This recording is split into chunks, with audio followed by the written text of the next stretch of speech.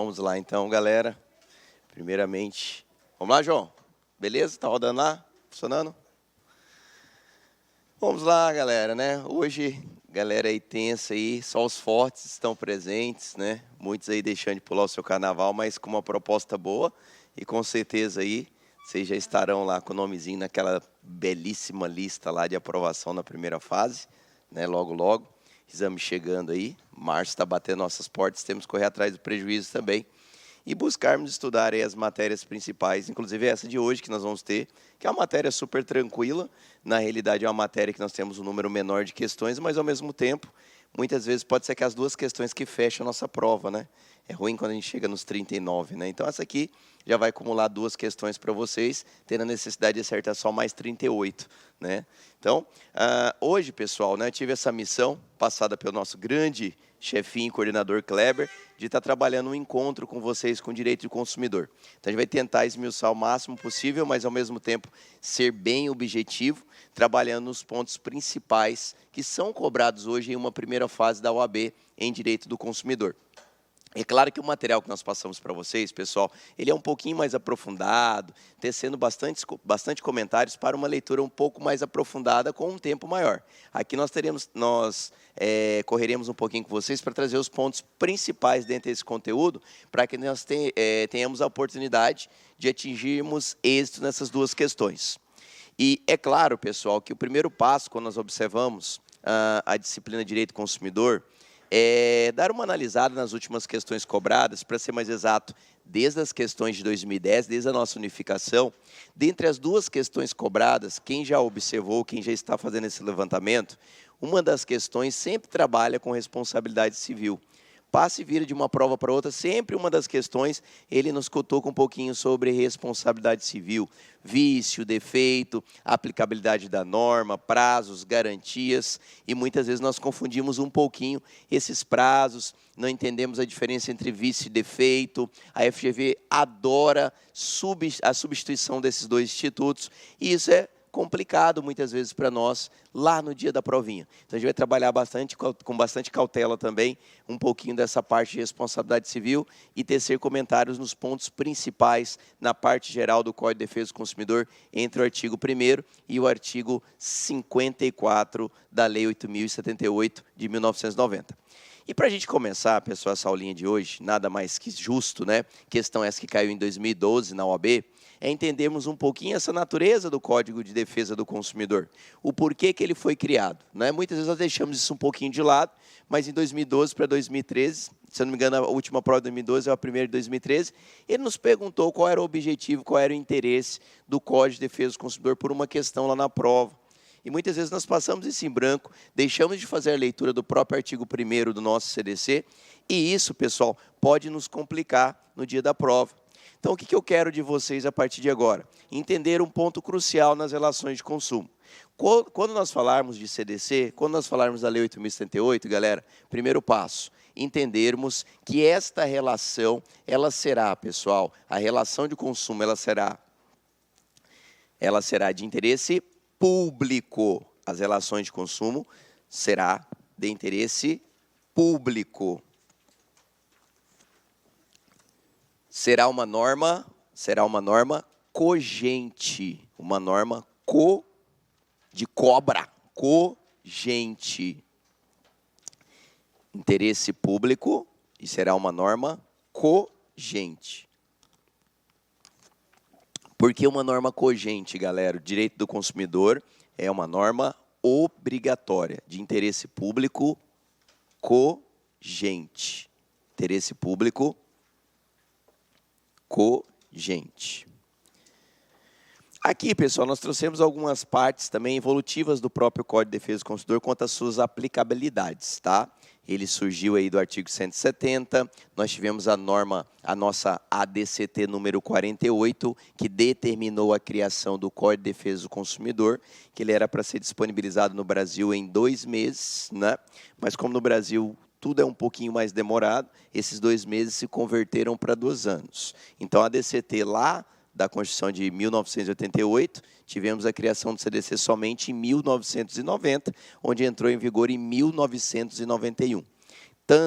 trazendo essa natureza para nós, né, pessoal, de interesse público como uma norma cogente. Ela é obrigatória em todo o território nacional, por isso cogente, e consequentemente o que, pessoal, né, de interesse público.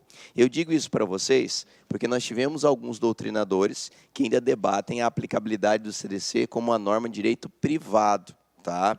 Uma das grandes e clássicas doutrinadoras que trabalham essa tese é a Maria Helena Diniz, tá? Mas vamos deixar um pouquinho de lado para a prova da OAB e guardem com vocês essa característica primordial que hoje temos no CDC, de interesse cogente, obrigacional e, consequentemente, o que, pessoal? Pública, não privada. Beleza, professor. Chegamos, então, na Lei 8.068, sabemos que é uma norma cogente e, consequentemente, de interesse público. Foi essa questãozinha que nós tivemos de 2012 para 2013 na OAB e derrubaram alguns candidatos, porque eles sentiram essa dificuldade. Aplica-se em interpartes ou seria uma norma de interesse público aplicada a toda uma coletividade? Então, sempre pública e essa norma considerada cogente. É claro, pessoal, que não adianta também nós observarmos essas características, essas naturezas base da relação de consumo, sem também entender o que é essa relação, quais são as teorias muitas vezes cobradas nas suas provas em uma primeira fase. E nós observamos muitas vezes esse induzimento a erro, como também tivemos em 2014, na primeira fase da OAB, onde eles nos cobraram questões, pessoal, indagando como eu poderia conceituar a figura de um consumidor, como eu poderia trazer as características de um fornecedor. E para isso, pessoal, é importante nós notarmos alguma dessas características que eu sempre gosto de deixar aqui para vocês, para que vocês nunca mais esqueçam em uma prova da OAB. Primeiro, pessoal, para que a gente tenha a oportunidade de termos uma relação de consumo e observarmos questões que possam ser trabalhadas nesse sentido, nós temos que analisar requisitos base que a própria lei nos traz. Conceituação de consumidor e fornecedor. Primeiro, consumidor, nós teremos a sua conceituação no artigo 2º. Fornecedor, nós teremos a sua conceituação no artigo 3º. Artigo 2º e 3º, ele vai nos disponibilizar estas conceituações. Primeiro, professor, o que nós vamos ter que assimilar para a prova da OAB? Para nós conceituarmos consumidor, pessoal, nós vamos ter que analisar hoje as nossas teorias bases. É claro que se vocês buscarem artigos mais aprofundados ou buscarem uma doutrina das relações de consumo, nós encontraremos diversas teorias trazendo uma explicativa para o que é consumidor. Fiquem tranquilos, pessoal. Para a primeira fase da OAB, precisamos fixar 3 teorias hoje, que são as teorias mais importantes relacionadas à Lei 8.078. Quais são essas teorias, professor? A primeira delas é a teoria finalista. Teoria finalista. A segunda dela, pessoal, teoria maximalista. Teoria maximalista. A terceira delas, pessoal, teoria finalista aprofundada.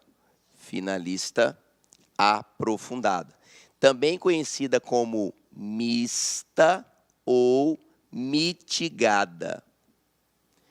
Teoria finalista aprofundada, mista ou mitigada. Então, toma um pouquinho de cuidado, que dependendo aí da boa vontade da Fundação Getúlio Vargas, ele tira o aprofundada, que todo mundo já conhece, mete lá o mista ou mitigada, tá? Então, fique bastante atento. São as nomenclaturas que nós temos, pessoal, a essa teoria, que é a teoria hoje majoritária no Superior Tribunal de Justiça.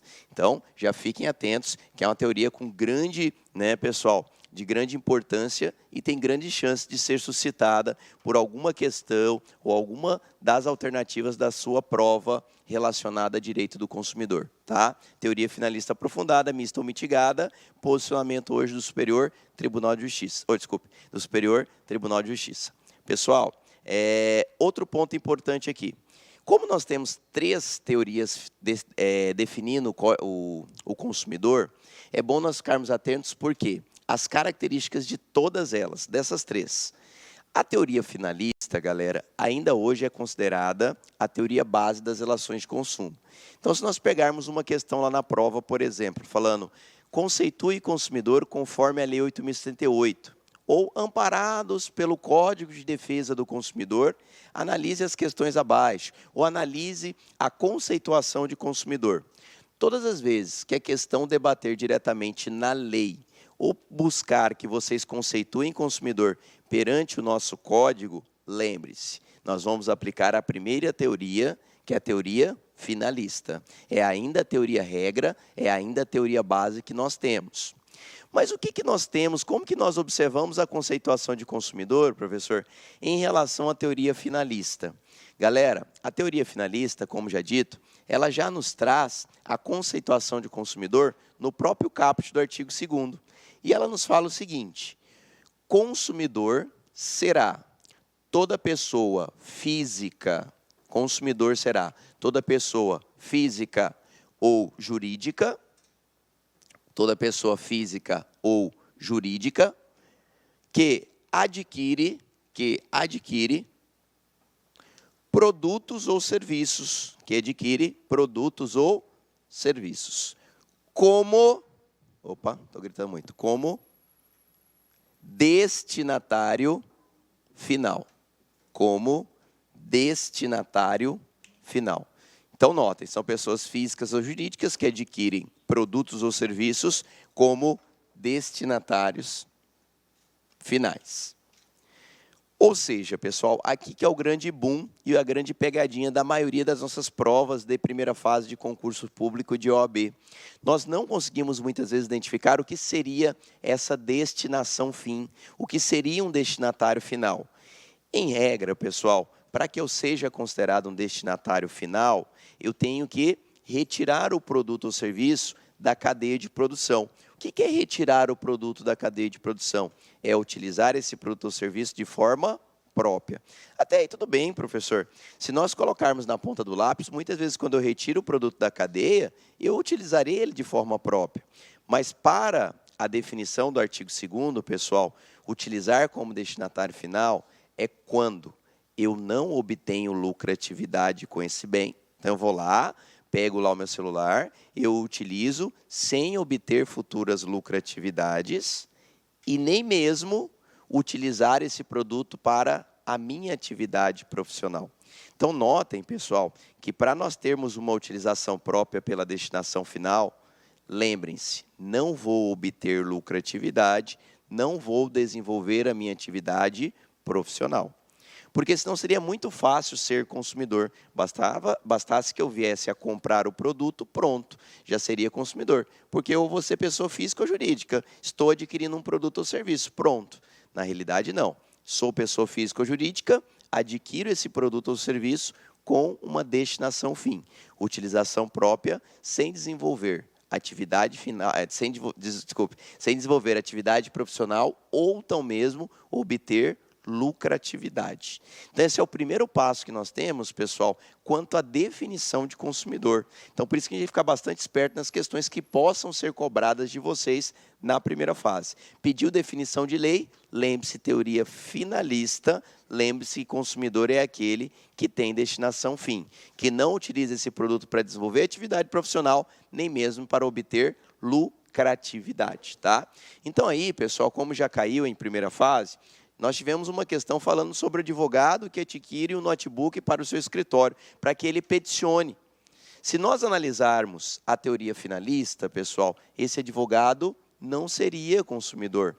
Poxa, professor, mas ele foi lá, ele comprou o notebook, ele está usando, mas ele está usando para obter futura lucratividade. Ele está usando aquele notebook o quê? Para desenvolver a sua atividade profissional.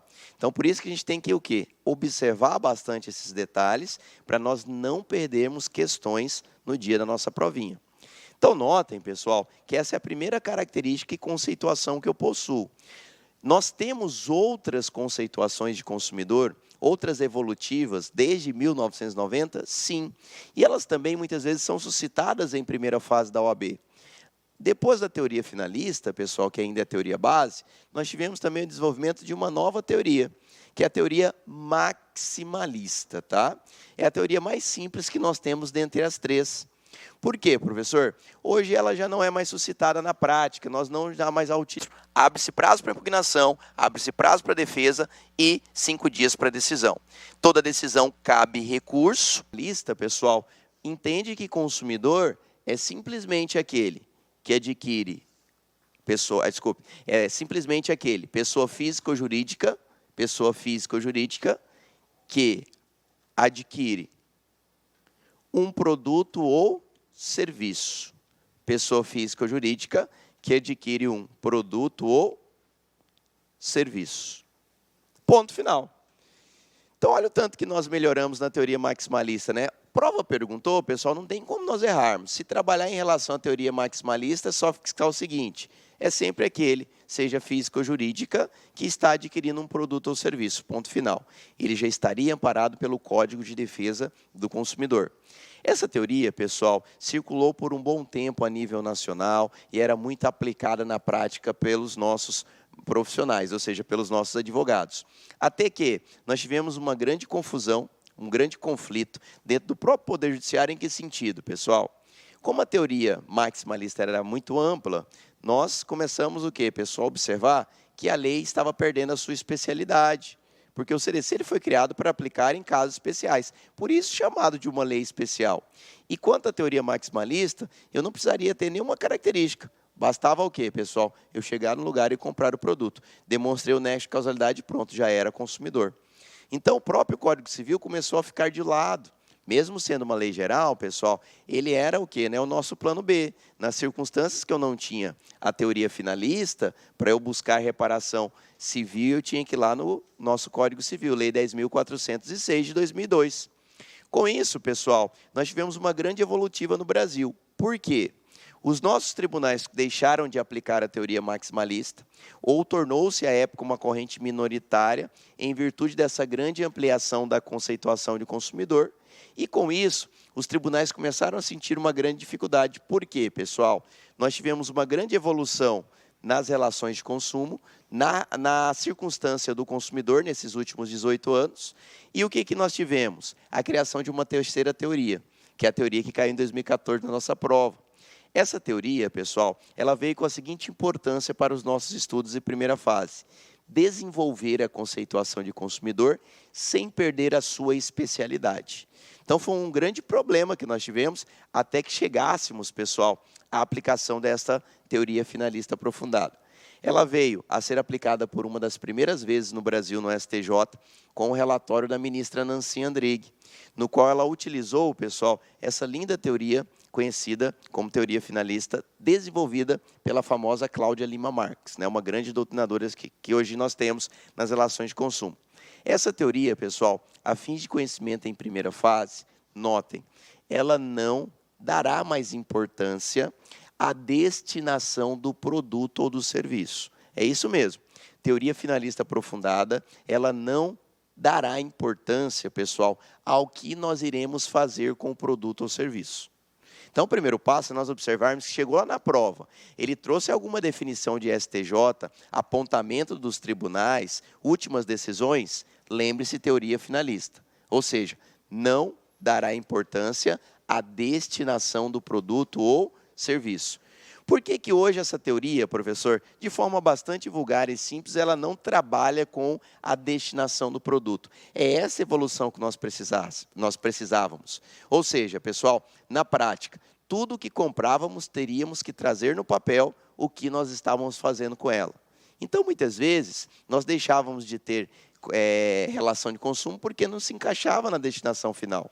Foi quando a Cláudia Lima Marques, apontando essa teoria, acatada pela primeira vez pelo STJ, pela ministra Nancy Andrighi, ela falava o seguinte, que independente do que você estaria fazendo com o seu produto, se você estava obtendo lucratividade ou não, ou se você estava desenvolvendo atividade profissional, isso não era importante para aquele caso concreto. O importante para esta teoria que foi criada é observar o grau de vulnerabilidade da parte. Então, repetindo, galera, qual que é o nosso ponto base em relação à teoria finalista? Analisar o grau de vulnerabilidade da parte. Então, caiu lá na provinha de vocês, pessoal, lá na primeira fase, fiquem espertos, fiquem atentos, analisar o grau de vulnerabilidade da parte. Professor, mas o cara comprou o produto para usar na sua atividade profissional. Isso não tem mais importância para nós. Ele é vulnerável sobre aquele que disponibilizou o produto à venda? Se caracterizar a vulnerabilidade, lembrem-se, ele será considerado um consumidor. Então, nós tivemos uma grande evolutiva nessa conceituação. Nós quebramos essa tal de destinação final para chegarmos no critério de vulnerabilidade da parte que adquire um produto ou serviço. O que nós temos que ficar bastante espertos também, pessoal, é que a teoria finalista ela não caiu, ela não foi o que? Substituída. O que nós tivemos foi uma evolução em relação a essa conceituação. Pode ser cobrada as duas nas provas? Pode. Então, por isso que a gente tem que ficar bastante atento. Como o enunciado quer, né, pessoal, a sua resposta. Se ele ficar cravado no critério da lei, lembre-se da regra, teoria finalista, destinação final. Se ele perguntar no decurso, né, ou alguma das alternativas dessa questão, fique atento. O último posicionamento hoje majoritário do STJ, é quanto à aplicabilidade da teoria finalista aprofundada, mista ou mitigada, que analisa o grau de vulnerabilidade do consumidor. Na prática, pessoal, fiquem atentos, porque esta vulnerabilidade que é destacada hoje, naquele que adquire um produto ou serviço, ela pode ser analisada em algumas espécies que são trabalhadas nessa teoria. A primeira delas, pessoal, nós chamamos de vulnerabilidade econômica. Vulnerabilidade econômica. Vulnerabilidade econômica. Vulnerabilidade econômica por quê, professor? A falta de condição financeira para eu debater o quê? Com um grande fornecedor, né? Então, às vezes, você que adquire, por exemplo, uma TV em relação à Philips Brasil, posso alegar vulnerabilidade econômica? Posso, professor, né? A falta de condição econômica de valores para debater com uma grande empresa. Então, é uma das vulnerabilidades mais suscitadas hoje nas nossas petições, tá? Então, falou na provinha, lembre-se, primeira espécie, vulnerabilidade econômica. Segunda espécie também, professor, vulnerabilidade técnica. Vulnerabilidade técnica. Ou seja, falta de conhecimento técnico, muitas vezes, também para que eu possa debater com uma grande empresa. Sabemos que a nossa televisão queimou, mas não sabemos, pessoal, que se ela queimou porque entrou em curto a placa X do resistor Y, eu não tenho, muitas vezes, conhecimento técnico para debater com o grande fornecedor o porquê da falha do produto que ele me disponibilizou. Então, poderia também discutir na minha ação a minha vulnerabilidade técnica. O que mais nós podemos encontrar na nossa prova, professor? A nossa vulnerabilidade informacional. Vulnerabilidade informacional. O que seria essa vulnerabilidade informacional? Uma das mais suscitadas também, pessoal, a falta de informação quanto ao produto ou serviço que é disponibilizado a vocês. Professor, hoje nós passamos muito por isso na prática, né? Eles vão lá, disponibilizam a venda do produto ou serviço, mas com ação ou omissão. Como ação ou omissão, professor? Às vezes ele induz você diretamente a erro para a compra do produto, ou às vezes ele omite informações para ele vender o produto a você, né? Alguma falta de característica ou alguma complementação que muitas vezes, se ele trouxesse aquela informação, você não levaria o produto da loja. Então, em virtude disso, pessoal, também trabalhamos o quê? Todo o critério da falta de informação. Isso é destacado como uma vulnerabilidade informacional. A falta de informação na disponibilização do produto ou serviço. Então, falou de vulnerabilidade informacional, lembre-se, é uma das vulnerabilidades que temos e ela pode ser encaixada quanto ao critério da nossa teoria finalista aprofundada, mista ou mitigada. A última, pessoal, vulnerabilidade que temos é a vulnerabilidade jurídica. Vulnerabilidade jurídica. Vulnerabilidade jurídica. Também bem tranquilo, né, pessoal? Vulnerabilidade jurídica é destacar a falta de conhecimento jurídico para análise, né, daquele produto adquirido ou então mesmo do serviço contratado. Quantas vezes vocês não assinam aí, pessoal, né, contratos de adesão sem ter conhecimento algum sobre ele? E às vezes, né, quando você necessita que você entre em contato, você tem aquelas surpresas, né? Fala, mas está aí na cláusula 105, a linha H, né, um bloco de 30 laudas, você não sabe nem para onde procurar. Falou, não, mas essa circunstância está aí, se você não cumpriu porque você não quis, mas você teve ciência no momento que você assinou. E aí nós poderemos trabalhar nesse sentido o quê, pessoal? Na prática jurídica, né, a falta de conhecimento quanto à análise daquele texto. Óbvio, pessoal, se cair uma questão na OAB, fiquem atentos, porque a FGV é sacana. Não tem como eu alegar a vulnerabilidade jurídica do advogado, né? Pelo amor de Deus. Porque às vezes ele conta lá com o advogado, né? E vem lá com os graus de vulnerabilidade. Aí mete a jurídica, você, acertei. Então fiquem atentos. Elas podem ser destacadas, todas, como somente uma delas no caso concreto. Basta que eu demonstre para nós termos a oportunidade de convencimento do Poder Judiciário e, consequentemente, termos o quê, pessoal? A conceituação de consumidor e a aplicabilidade do Código de Defesa do Consumidor naquele caso concreto.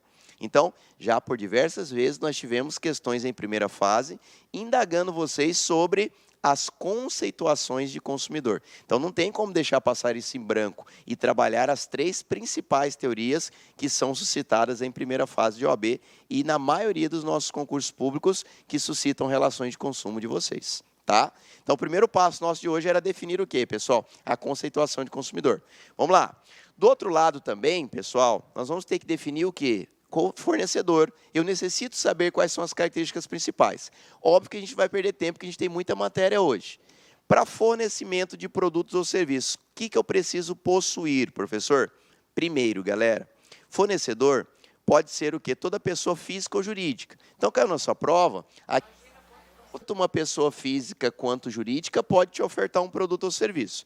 Então, o Silvio Soares pode te vender, e ele pode, em alguns casos, ser considerado fornecedor, como também a LAC Concurso, que na realidade está produzindo uma relação de consumo. Sabe, né, que diretamente quer sua influência também profissional, ou concorrer a alguma coisa futuramente, um quinto constitucional. Fornecedor pode ser pessoa física ou jurídica. Fornecedor pode ser pessoa nacional ou estrangeira. Nacional ou estrangeira, tá? Por que estrangeira aqui, pessoal? Eu sempre gosto de trazer esse detalhe aqui. Professor, estrangeira, como que eu posso falar em fornecedor estrangeiro? Quantas vezes nós não adquirimos produtos fora do Brasil via site, né? Como que isso funciona, professor? Isso aqui foi uma pegadinha da última prova, quem tiver a oportunidade, salvo me engano, questão 7, da última prova da Defensoria Pública do Estado de Mato Grosso. Ele perguntou, quando você adquire um produto fora do Brasil, se você tem respaldo no Brasil pela legislação brasileira. Se eu posso aplicar o CDC numa falha adquirido fora de território nacional. Isso pode acontecer, só que nós temos um detalhe. Os produtos que são adquiridos no exterior, pessoal, eles só serão recepcionados pela nossa legislação se esta marca ou filial em território nacional. Então, repetindo, por isso que o CDC... Por incrível que pareça, é uma concorrência... Nossa, agora que foi chapa 1. Ele falou que aqui eu posso ter tanto pessoa nacional quanto pessoa estrangeira. Se for estrangeira, caiu na prova, fulano comprou fora, trouxe o produto, analisou um problema dentro do Brasil, lembre-se, ele só estará amparado se esse produto tiver filial ou representação. ESA, comissão, também. Professor, existe uma teoria para explicar e defender essa tese? Sim, chama-se teoria da integração. Teoria da integração. Galera, isso caiu, lá foi igual uma bomba na prova lá da Defensoria. Lá vai que a primeira fase da OAB ele pergunte, né, se já está esperto. Fulano, né, comprou, sei lá, um celular da Apple nos Estados Unidos. Chegou no Brasil, né, teve um problema lá e chegou no Brasil, ele não conseguiu a garantia do mesmo porque ele adquiriu fora. Hoje nós já teríamos a oportunidade da utilização da teoria da integração. Por quê, pessoal? Nós temos, no caso da Apple, né, e outras grandes empresas, já uma representação a nível nacional, onde este consumidor poderia acionar a determinada marca utilizando o Código de Defesa do Consumidor, tá? Então, fiquem atentos. Teoria da integração. E até para que a gente use no dia a dia, né? Comprou coisinha fora no site, primeiro passo para ficar resguardado pela nossa legislação. Dá uma analisadinha se existe, pessoal, alguma representação filial no Brasil daquela marca, para que você tenha uma segurança maior. que caso necessite discutir, temos a oportunidade de utilizar as nossas legislações, inclusive o Código de Defesa do Consumidor, tá? Então, por isso que o CDC não deixou de trabalhar com pessoa estrangeira. Então, nacional estrangeira também pode estar o quê, pessoal? Caracterizada como fornecedora. Aqui também, pessoal, a lei fala lá no artigo 3º, pública ou privada. Pessoa pública ou privada. Pública ou privada. Então, lembre-se, pelo amor de Deus, às vezes lá na prova, eles se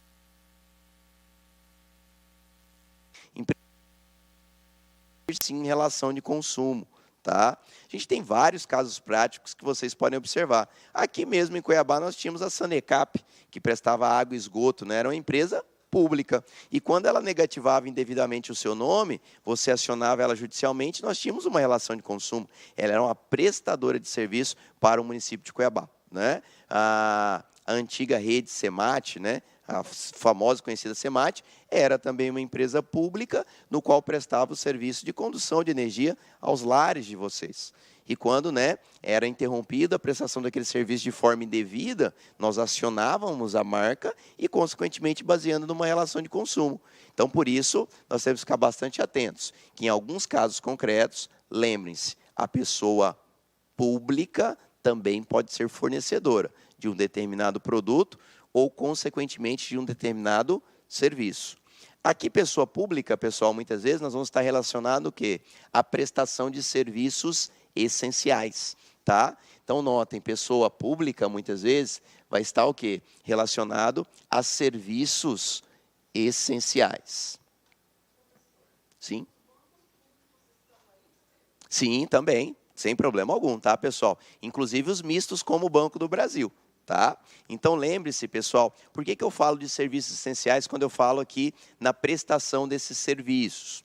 Pessoal, uma dica que eu dou e também já foi questão de prova da OAB. Na realidade, essa questão ela veio antes da unificação. Para ser mais exato, essa questão veio em 2005, na prova que o professor Silvio fez. É um pouquinho antiga e nunca mais caiu. Mas lá vai que, pessoal, nós tenhamos a oportunidade dela ser suscitada porque houve inovações quanto ao posicionamento do STJ. Em que sentido? Quando eu falo em serviços essenciais, pessoal, nós estamos falando o quê? Em prestação de água e esgoto para vocês, energia elétrica, hoje são considerados serviços essenciais. Lembrou lá na prova, pessoal, caindo alguma questão baseada em serviço essencial, guardem.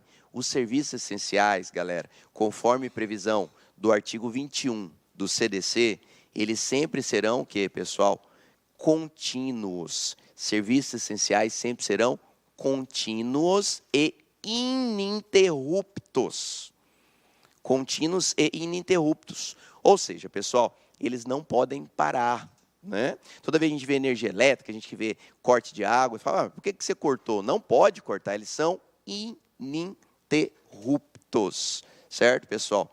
Então, guardem isso com vocês. Falou de prestação de serviços essenciais, são ininterruptos, tá, pessoal? Sempre deverão ser prestados com qualidade e eficiência. É até lindo na lei, né? Você pega na prática, será que a gente tem, né, essa qualidade e eficiência, tá? Então, artigo 21, lembre-se, eles são ininterruptos, tá, pessoal? Prestados com continuidade, qualidade e eficiência, sempre. São as características previstas no artigo 21. Por que eu falei, professor, eu lembrei dessa questão que eu apontei até agora, que nós tivemos algumas alternâncias de posicionamento nos tribunais. Pessoal, se o serviço tem que ter continuidade e é ininterrupta, ele não pode ser cortado. É até um critério de lógica. Mas hoje você vai lá, o pessoal corta.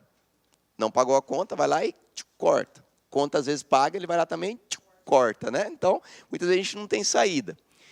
Se a prova da OAB trazer aqueles casos, porque a FGV ela adora contar um caso desse tamanho, utilizando meia folha, e aí você aproveita só o finalzinho da questão. Aí você se perde, porque você já ficou tudo louco, aí você lembrou de outra coisa. Não precisa disso, pessoal. Primeiro passo, lembrem-se, hoje os serviços essenciais podem ser interrompidos.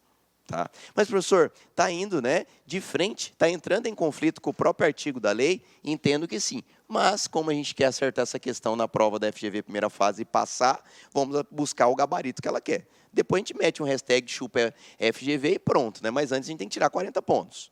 Galera, se falar de serviços essenciais, fiquem atentos a uma pequena pegadinha. Os tribunais superiores hoje têm uma seguinte orientação. Os serviços essenciais poderão ser interrompidos desde que tenhamos o quê, pessoal? Informações prévias sobre esta interrupção. Então, repetindo, os serviços essenciais teve uma quebra da própria orientação do artigo 21. Hoje, eles poderão ter a oportunidade de serem interrompidos, desde que haja o quê, pessoal? Uma notificação prévia de vocês, tá? Então, hoje, na prática, está existindo já várias circunstâncias, né? Muitas vezes, sua conta mesmo de energia ou água, ela já vem o quê, pessoal? Com uma notificação prévia, para que ele consiga demonstrar essa saída que o STJ posicionou e evitar a aplicabilidade de futuras reparações de dano. Tá? Então, lembre-se, mesmo havendo uma continuidade, mesmo o serviço sendo considerado ininterrupto, os tribunais superiores hoje trouxeram um novo posicionamento, que ele pode ser interrompido desde que tenhamos uma notificação, pessoal, prévia sobre o corte, sobre a interrupção da prestação daquele serviço. Tá? Então, fiquem bastante atentos. Sempre quando eu falo aqui de pessoa pública, nós lembramos esse detalhe, que é um detalhe novo e está sendo cobrado. Em outros concursos públicos, ele também já foi suscitado. Então, fique bastante atento. Então, notem, pessoal, rapidinho. Pessoa física ou jurídica, nacional ou estrangeira, pública ou privada, fique atento à prestação de serviços essenciais. E a lei fala também de quem? Dos entes despersonalizados. Entes despersonalizados. Entes despersonalizados. Ou seja, pessoal, aqueles que não possuem personalidade jurídica, né? Vocês vão trabalhar isso muito bem com o professor José Neto em Direito Empresarial. Pessoas que não possuem personalidade jurídica não possuem registro, né? Muitas vezes o quê, pessoal? Produzem a prestação de um serviço ou a venda de um produto de fato. Eu não tenho nenhum registro junto a uma junta comercial, por exemplo, ou um cartório de registro de pessoas jurídicas. Deixa, por isso, de ser fornecedor, professor? Não. Inclusive aqui, pessoal, pode cair na sua prova uma pegadinha muito grande, que é a massa falida. Massa falida pode ser considerada fornecedora. E também os nossos camelôs. Tá? Ah, professor, mas o camelô muitas vezes não tem personalidade jurídica, mas isso não impede que ele seja caracterizado como fornecedor. Então, às vezes vem aquela questãozinha de primeira fase, fiquem atentos. O camelô também pode ser considerado o quê, pessoal? Um fornecedor, seja de determinado serviço, ou seja o quê, pessoal? Na efetivação da venda de determinado produto, desde que esse produto não seja ilegal, tá? Então, não adianta chegar lá no camelô, comprar aqueles tal de 5 por 10, que é os CDzinhos lá, né? O cara vai, carimba, te dá, você sai toda linda e maravilhosa, chega na sua casa, o CD não funciona. Aí, primeiro, nós não poderíamos aplicar o CDC, até porque estamos incorrendo em crime, né, pessoal, de pirataria. Mas os produtos, né, legais no Brasil podem sim ser efetivamente vendidos pelo camelô, e quando este produto traz falhas, ele pode ser sim acionado e pode ser caracterizado como fornecedor, tá? O grande problema aqui, pessoal, né, de forma sucinta e bastante rápida, é que nós não necessitamos observar somente esses detalhes, somente esses adjetivos, de ser pessoa física ou jurídica, nacional ou estrangeira, pública ou privada, ou até mesmo um ente despersonalizado. Todos estes, pessoal, que estão no mercado, que colocam um produto à venda, lembre-se, ele tem que possuir mais 2 outros detalhes que vão fazer parte de qualquer relação de consumo. Ou seja, para que eu possa ser fornecedor, pessoal, eu sempre vou ter o meu famoso O com H. Por que a gente sempre trabalha com esse O com H, professor? Que são as características essenciais necessárias nas relações. Todo fornecedor, ele tem, pessoal, onerosidade e habitualidade. Onerosidade e habitualidade, tá? Pessoal, já foi pegadinha de prova. Eles são adicionais, tá? Não há a possibilidade de eu ter só habitualidade ou só onerosidade. É habitualidade e onerosidade. Habitualidade e onerosidade. Habitualidade e onerosidade.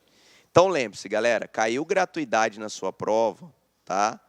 Não teve a famosa onerosidade, fiquem atentos, poderei não ter uma relação de consumo. Então, uma grande pegadinha que nós temos. Outra pegadinha que agora pacificou e deixou de cair. Mas antes de nós termos a súmula, caía direto que é estacionamentos. Porque muitas vezes você estaciona em determinado local para a compra de um produto ou serviço e você não pagava pelo estacionamento. Aí a primeira orientação que nós tínhamos lá na prova era o quê? O pessoal falou, pô, eu não estou pagando, não tenho onerosidade, então não aplica-se o Código de Defesa do Consumidor. Ia lá e marcava a alternativa e perdia a questão. O STJ, já à época, pessoal, já tinha pacificado esse entendimento. Em que sentido? Quanto à aplicação do CDC, porque o STJ entendeu já à época que a onerosidade estava existindo, mas não de forma direta. Eu não pagava o estacionamento, mas o valor desse estacionamento se encontrava embutido, né, pessoal, nas mercadorias que eram ofertadas a vocês. Então, era um atrativo. E hoje funciona, porque em muitos casos eu deixo de ir um local porque não tem onde estacionar. Né? Muita gente pergunta, mas tem estacionamento lá? Né? Hoje é mais fácil, sei lá, vou de Uber. Mas antes não, pessoal, eu queria ir de carro. Falo, não, deixa quieto, então vou ficar em casa, não tem onde estacionar. Mas está barato. Não, mas aí vou ter que pagar, vai dar muito trabalho. Então, notem, pessoal, nós já tínhamos esse posicionamento por parte do STJ. Então, antes, nos cursinhos, nós debatimos muito. Tomem cuidado. Às vezes, você pode perguntar conforme o posicionamento dos tribunais, onde a onerosidade era caracterizada de forma indireta.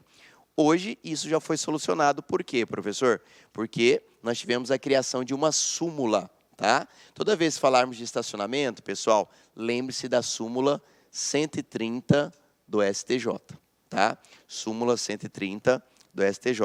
É a súmula, pessoal, que irá apontar a responsabilidade dos estabelecimentos, né, que oferecem a prestação de serviço de estacionamento, quanto aos veículos e objetos que ali se encontram. Tá? Então, hoje, tranquilo, caiu na prova da OAB, lembre-se da responsabilidade dos estacionamentos, súmula 130. Antes, baseávamos o quê, pessoal? Né? Em posicionamentos dos tribunais, no qual nós tínhamos a orientação da onerosidade indireta. Tá? Então, hoje, pessoal, lembre-se, habitualidade e onerosidade é obrigatório nas relações de consumo. Já caiu questões também ao contrário, pessoal. Ele coloca duas pessoas, uma efetivamente vendendo o produto à outra. Só que lembre-se, quem está vendendo tem que ter habitualidade. Então, se o Silvio vende um carro, né, para o professor Kleber, né, o professor Kleber ele usa uma almofadinha, porque ele é muito pequeno, ele não alcança, né, a embreagem ali, o negócio, aí ele tem que colocar o banco colado e mais uma almofadinha. Então, ele coloca lá, pessoal, e eu vendo o meu carro para o professor Kleber, né, o nosso chefinho Kleber. O que pode acontecer? Se o produto contém problemas, e eu não quero resolver esse problema, eu falo, não, Kleber, você já vende, você já comprou, eu já transferi, o problema é seu. Se vire, vai consertar. Kleber quer acionar o Silvio. Lembre-se, a ação de responsabilidade civil poderá existir. O dano foi comprovado, mas nós não teríamos relação de consumo pela seguinte circunstância. Eu não tenho habitualidade. Então, sempre, pessoal, cai questões como essa e a gente deixa passar em branco. Então, não é simplesmente ser uma pessoa física ou jurídica. Se eu sou pessoa física, pessoal, eu tenho que ter mais habitualidade e mais onerosidade. Senão, não vou gerar uma relação de consumo. Então, no dia da prova, o que você pode fazer para facilitar a sua vida e perder menos tempo na questão? Analise primeiro quem está vendendo, porque muitas vezes você já consegue matar de plano a resposta da questão. Se você esqueceu as teorias e como elas são apontadas, lê na questão se ele já está deixando claro quem está vendendo o produto ou serviço ofertado. Se não contém as características de habitualidade e onerosidade, de prima, você já elimina as questões que geram relação de consumo e já vai diretamente na resposta. Tá? Então, hoje, pessoal, a tendência que nós apontamos nesse primeiro momento é o quê? Analisarmos primordialmente quem está vendendo. Tá? Na maioria dos casos, não tem habitualidade. Tá? Eles sempre batem nessa tecla. Não tendo habitualidade, lembre-se, não é relação de consumo. Outra, pelo amor de Deus, galera, isso caiu, acho que foi nas primeiras provas unificadas. Ele citou o exemplo de lojas de Natal. E eles fizeram a maior sacanagem, que eles colocaram uma das alternativas falando o seguinte, alternativa A, não aplica-se relação de consumo por não haver habitualidade. E eles deixaram bem claro no texto que a loja abria só no mês, sei lá, de outubro, novembro, dezembro, 3 meses por ano. Aí o cara começou naquela dúvida, falou, e agora? Porque para mim a habitualidade é estar lá todo dia sendo ofertado. Pessoal, a habitualidade não é constado, né? Todos os dias. Mas nós temos que analisar a função que ali está sendo desenvolvida por aquela empresa. Tá? Então ela pode ser sim, né? Desenvolvida por um período de 2, 3 meses no mercado e, consequentemente, ter a sua característica de habitualidade. Tá? Foi uma pegadinha besta, mas derrubou um monte de candidato. Aí o cara foi lá e, 39. Né? Então, pelo amor de Deus, prestem bastante atenção na habitualidade, na onerosidade. Beleza, galera? Outro ponto aqui ainda importantíssimo, notem. Galera, vamos anotar no caderninho de vocês relações que parecem de consumo, mas não são. Tá? Estas contêm todas essas características que nós acabamos de trabalhar aqui, mas em prática não aplicamos o CDC. Aí a gente também está nervoso, está tenso na hora, fala, professor já ensinou habitualidade e onerosidade, tem tudo aqui, aqui eu aplico a teoria finalista, pronto, é relação de consumo. Essas relações não se aplicam CDC. A base delas, pessoal, relação locatária. Tá? Relação locatária. Relação locatária, pessoal, lembre-se, tem lei própria. Então, relação locatária, eu tenho que a lei da locação ou lei do inquilinato. Então, a hora que vim lá na prova, aquela questãozinha, né? O locador brigou com o locatário. Né? Lembrem-se, galera, falou, opa, professor, tem lei própria. Então, muitas vezes, essas questões são bastante cobradas lá na ala de direito civil. Por que não é cobrado aqui, professor? Porque eu não aplico o Código de Defesa do Consumidor. Tá? Então, fiquem atentos. Locador versus locatário, lei de locação ou lei do inquilinato. Tá? O que pode acontecer, eu peço que vocês tomem cuidado, se cair uma questão ligando imobiliária versus locador. Aí nós temos posicionamento dos tribunais quanto à aplicabilidade do CDC. Imobiliária versus locador. Tá? Então, tome cuidado. Se falou imobiliária na sua questãozinha, fiquem atentos. Pode ser essa pegadinha. Falou locador e locatário, galera, podem marcar de olho fechado. Da não aplicabilidade do CDC. Só fiquem atentos se cair a palavrinha imobiliária. Porque eles vão querer te induzir a erro para você já marcar que ela não aplica CDC. Nisso é o contrário. Quando é imobiliário e locador, nós temos posicionamentos quanto à aplicabilidade do CDC. Então, uma exceção à regra. Quem não lembrar na prova o que é locador e locatário, porque a gente confunde também, né? Eu sempre brinco. Você guarda a figura do locatário como otário. O otário é sempre aquele que aluga, né? Que leva fumo, né? Então, guarda dessa forma que você não esquece nunca mais. Locatário é o otário, ou seja, aquele que aluga, tá? Para você não confundir no dia da prova. Então, lei de locação ou lei do inquilinato é a regra. Outra exceção, professor, franqueado versus franqueador, tá?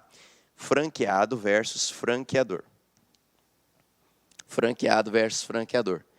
Por que não utiliza o CDC, professor? Se cair lá na prova, qualquer discussão contra contrato de franquia, nós temos a lei da franquia. É uma lei própria que regulamenta as franquias no Brasil. Lei da franquia. Lei da franquia. Terceiro, que caiu já na prova da OAB, eu acho que 2013, a galerinha errou também. Relações trabalhistas. Vocês aprendem aí com o gigante professor Kleber, de 1,5 m. Tá, pessoal? Pessoal, se cair relação trabalhista na prova, pelo amor, quem marcar que aplica CDC, vou mandar trancar o curso lá para a estética. Tô brincando. Tá, pessoal? Não tem como, pelo amor de Deus, relações trabalhistas não aplica CDC.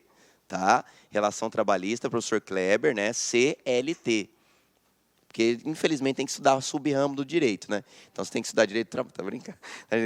Nós temos que estudar direito do trabalho, né, pessoal? Então, notem, relação trabalhista não aplica-se CDC, tá? Relações bancárias, pessoal, aplica-se CDC em regra, tá? Inclusive, ela está prevista no próprio artigo 3º, tá? Então, relações bancárias, nós tivemos uma grande discussão já em STJ, que já foi pacificado, hoje já está previsto no artigo 3º, lembrem-se, galera, nós teremos o quê? Né? A aplicação do nosso Código de Defesa do Consumidor. Relações tributárias, pessoal, não se aplica-se CDC, relações tributárias. Por que a gente fala relações tributárias aqui? Porque pode cair uma questão falando o seguinte, você estacionou seu carro, local público, está lá, estacionamento público, lindo e maravilhoso, que chegou seu carro está sem o toca-CD. Você revoltado quer entrar com uma ação. Aí, quando você vai entrar com uma ação, você fala assim, poxa, eu vou usar o Código de Defesa do Consumidor. Por quê? Ele fala assim, bem, professor, a habitualidade tem, está lá todo dia aquele orçamento lá público ofertado. Aí eu falo, mas e a onerosidade? Ele falou, você acha que eu sou besta, professor? Eu não pago de forma direta, mas indiretamente, né, eu recolho imposto. Que a gente tem muitas vezes essa orientação. E a FGV é sacana, ela pode cobrar nesse sentido. Falar, não, mas a onerosidade é indireta em relação ao recolhimento de impostos, taxas. Pessoal, não tem nada a ver. Isso é relação tributária. Imposto, taxa, contribuição, nós vamos lá para, né, o nosso Código Tributário Nacional, o CTN, que vocês acreditam estudando com o professor Yuri Nadaf. Então, não tem como, pessoal, aplicarmos, né, CDC em relações tributárias. Outro ponto, até ofertando essa circunstância de estacionamento, não confundam taxa com tarifa. Se na sua prova trabalhar tarifa, galera, eu tenho relação de consumo. Taxa é relação tributária. Aí você vai estudar lá o artigo, salvo me engano, 77, com o professor Yuri. Tá? Então, ele vai explicar quais são as características de uma taxa advindas do CTN, né, de uma relação tributária. Tarifa, relação consumerista. Então, lembra de tarifa de ônibus. Você não paga taxa de ônibus. Então, chegou na prova, aí, ônibus é tarifa. Tá? Professor, tive problema no pedágio. Pedágio eu pago tarifa. Então, gera relação de consumo. Tudo que acontecer com você dentro daquele perímetro, você é consumidor. Tá? Então, não confunda taxa com tarifa. Tá? Então, estas, pessoal, são algumas relações que parecem ser de consumo, mas não são.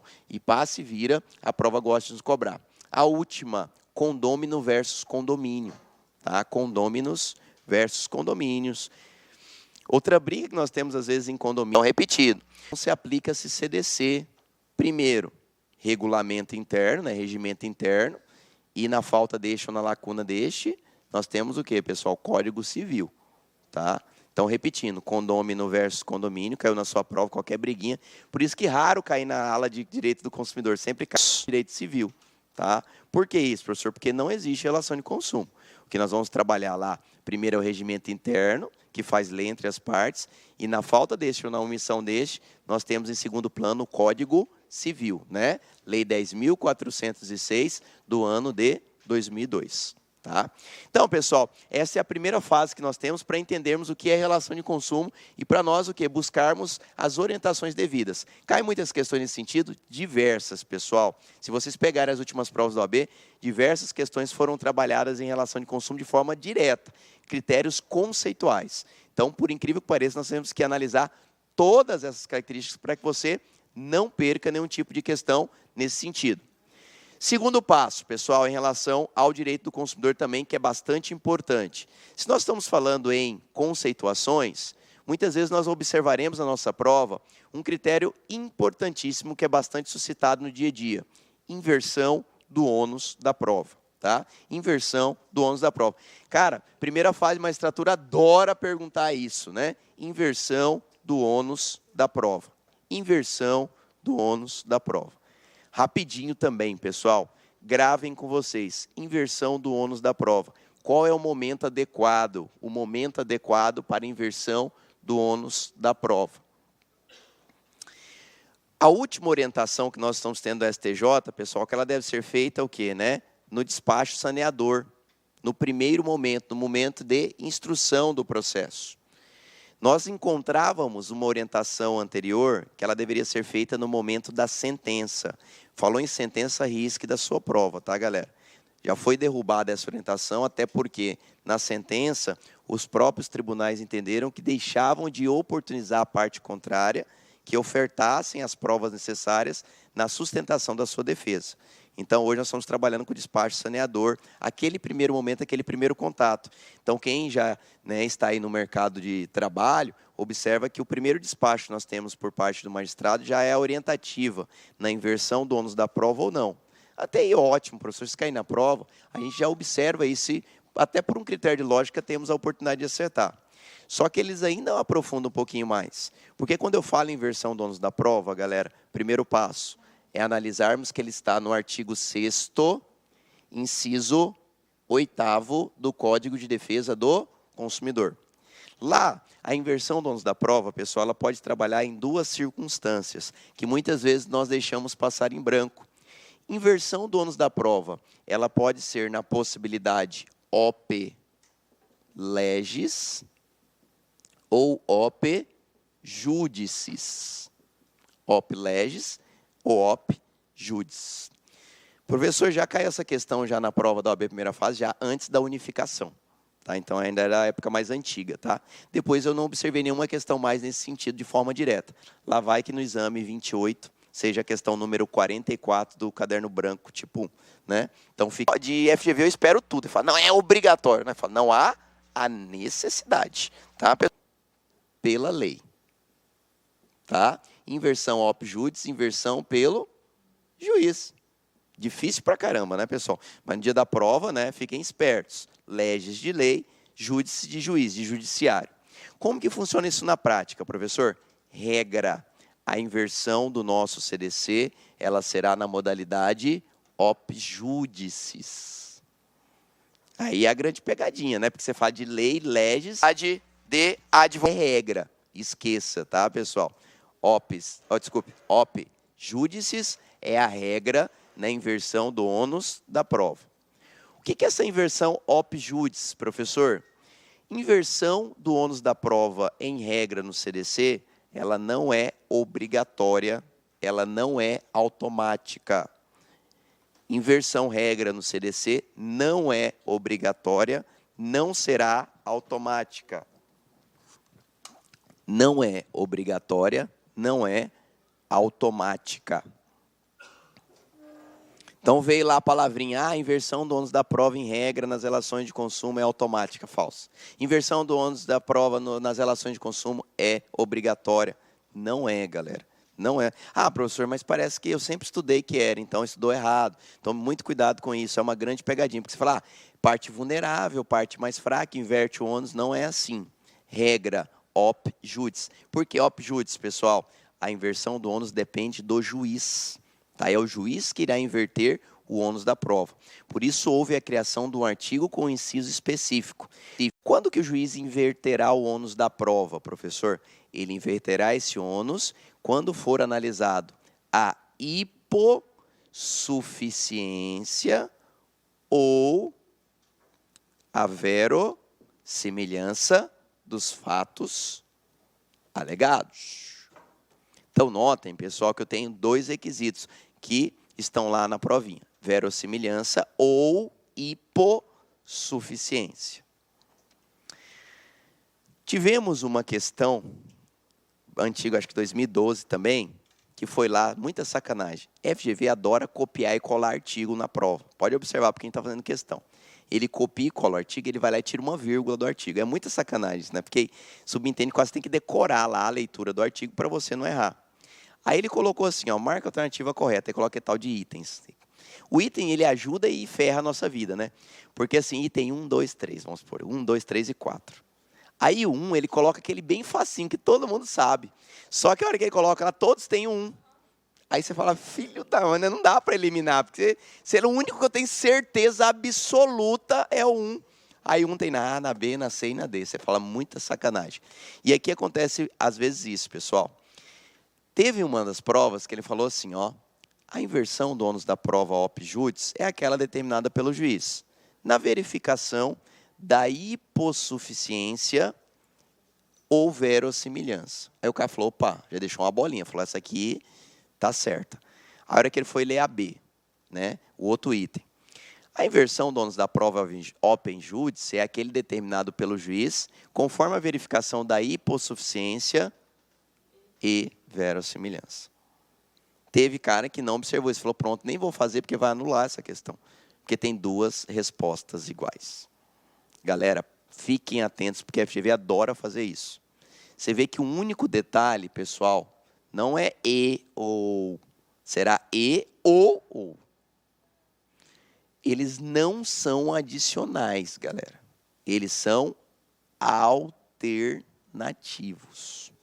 Tá? Então, o juiz ele pode observar tanto a hipossuficiência ou a verossimilhança. Tá? Então, se ele inclui o E aqui, eu mudo totalmente o assunto, galera. Eu estou fazendo uma adição. É a mesma coisa da habitualidade e onerosidade, que é diferente. Ou um ou outro já cumpre o requisito para que o juiz inverta o ônus da prova. Então, a gente tem que ficar bastante atentos a essa pegadinha. Inversão do ônus, regra, op judice, juiz determinará, desde que haja a verificação de uma hipossuficiência ou tão mesmo da verossimilhança. Tá? Eles não são adicionais. Eles são o quê, pessoal? Alternativos. Então, beleza. Primeiro passo, inversão do ônus, lá no iniciozinho do processo. 2, professor, depende do juiz, é chamado de op judice, pela hipossuficiência ou verossimilhança, tá? Caiu na prova, não pode esquecer disso. Agora, pode cair na sua prova a exceção à regra. Por que exceção, professor? Existem casos no qual a inversão do ônus da prova será automática, obrigatória. Então, tome cuidado. Regra não será. Exceção, ela poderá ser, tá? Então, regra não será obrigatória, não será automática. Então, se qualquer questão falar, houve uma inversão automática do ônus da prova. Essa inversão automática ou obrigatória, ela é chamada de inversão op legis. Inversão op legis. Ou seja, uma inversão pela lei. Professor, mas por que inversão pela lei? Galera, nós temos o CDC hoje com alguns artigos apontando a inversão determinada pelo próprio artigo. Um deles é o artigo 38 do Código de Defesa do Consumidor, que ele fala sobre a inversão do ônus da prova nos casos de publicidade. Então, o que eu quero que vocês guardem? Todas as vezes que a questão falar do critério de publicidade, a palavra publicidade, a inversão será obrigatória. Ou seja, a inversão é op legis.